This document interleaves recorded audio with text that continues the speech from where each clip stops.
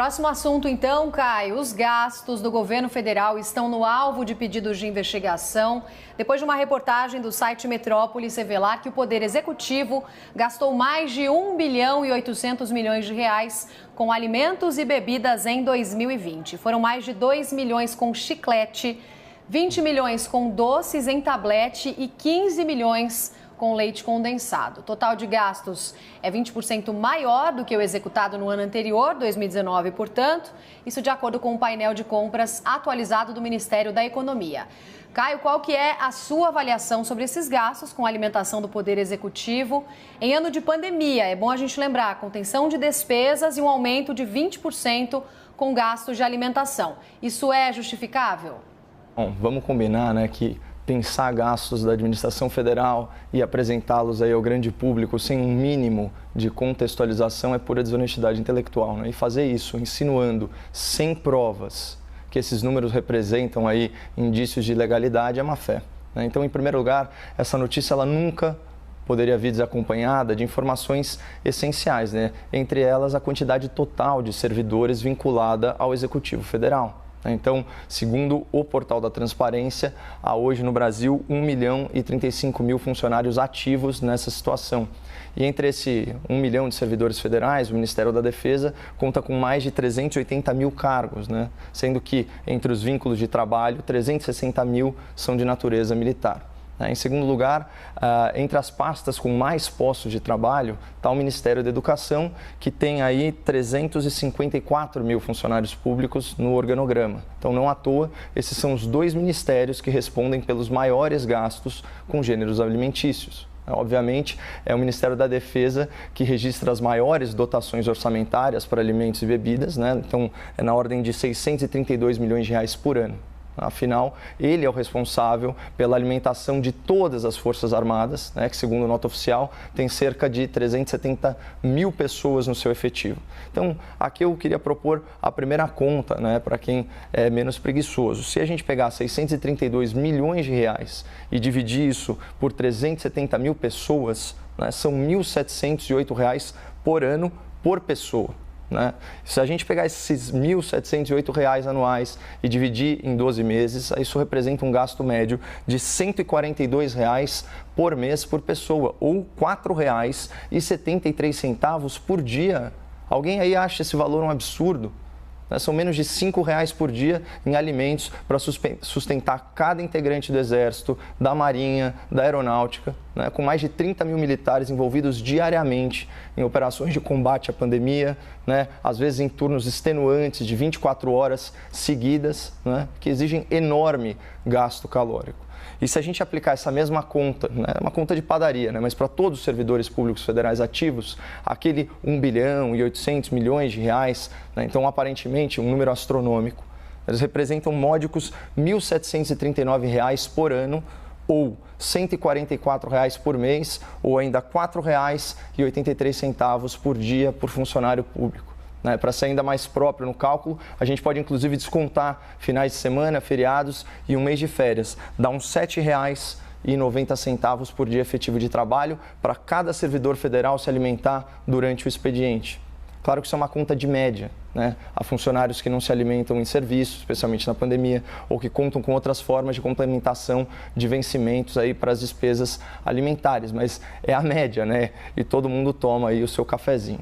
Uma outra informação fundamental que agora está sendo desprestigiada, mas que há pouco tempo ocupava as manchetes de todo o noticiário, né? A inflação recorde no preço dos alimentos em 2020. Enquanto a inflação média, né, medida pelo IPCA, ficou em 4,5%, a inflação dos alimentos bateu 14,09%. Então, com itens básicos como arroz, feijão e batata registrando mais de 50% de aumento. Isso já explicaria, em parte, né, o aumento nas despesas com comida em relação ao ano de 2019. Mas tem outro fator que está sendo omitido do público, né? Não dá para comparar despesas efetivamente realizadas em 2019 com despesas provisionadas para 2020. Então, eu separei aqui para o espectador trechos da nota de esclarecimento do Ministério da Defesa que abordam justamente esse ponto crucial. Aspas. Existem processos de licitação em fase inicial de compra por registro de preços, sem, contudo, haver sido consumada a compra dos itens discriminados. Nessa modalidade, a administração pública não está obrigada a firmar as contratações dos itens listados no pregão. Portanto, as quantidades elencadas não representam necessariamente a eventual aquisição e são estimativas para o período de 1 ano. Além disso, os preços constantes do chamamento público são valores de referência compatíveis com o mercado. Então, olha, mais que isso, só desenhando. Então, primeiro, esse gasto de quase 2 bilhões de reais, quando considerados por servidor ou por militar, são gastos razoáveis, eles seguem preço de mercado e obedecem a processos licitatórios. Segundo, ano passado os alimentos ficaram sujeitos a uma inflação bem acima da média, o que impacta no preço. E terceiro, ainda não dá para comparar o ano de 2019 com o ano de 2020, porque o orçamento de 2020 ainda é estimado e, portanto, ele não corresponde às despesas efetivamente realizadas. Então, aqui a gente chega no último ponto da análise, que são os tais itens supérfluos, do carrinho de compras do governo federal. As coisas que você falou, como biscoito, sorvete, pão de queijo, tem também pizza, bombom, picolé, goma de mascar, e o favorito da internet, como foi comentado, o leite condensado, que é um item associado à imagem do presidente da República. Vendo a lista dos itens divulgados, não tem nada muito fora da dieta padrão do brasileiro de classe média, o que é uma pena, porque muitos desses itens, por excesso de açúcar, por excesso de gordura, eles não fazem bem para a saúde. Mas o que seria o certo? Impor uma dieta rigorosa a servidores, a militares, sem sobremesa, sem variedade de cardápio?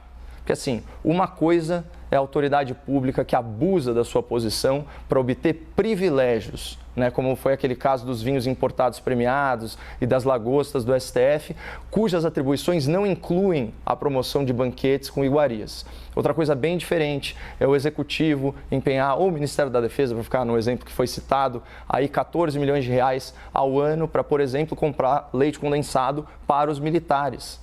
Então, se você considerar o preço da marca líder no atacado, isso vai dar mais ou menos 8, 9 latas do produto por ano por militar. Se a gente considerar brigadeiro, pudim, será que isso aí é muito fora do razoável? Eu, pessoalmente, consumo bem mais que isso. Mas, enfim, esses gastos com alimentação, mesmo tendo em vista os itens supérfluos, eles são despesas aparentemente justificáveis e dentro da lei.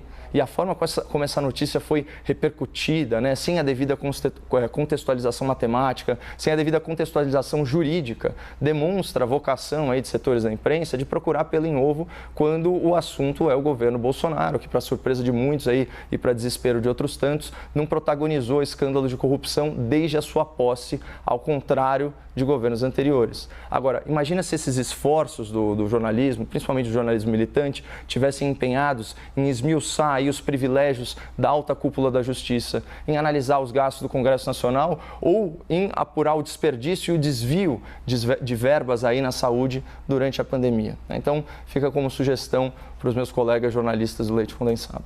O Caio, só queria insistir um pouquinho no leite condensado, na verdade, abordar com você um ponto que vem sendo bastante questionado nas redes sociais. Desses 15 milhões de reais destinados para o leite condensado, 14 milhões foram só para o Ministério da Defesa. Correto.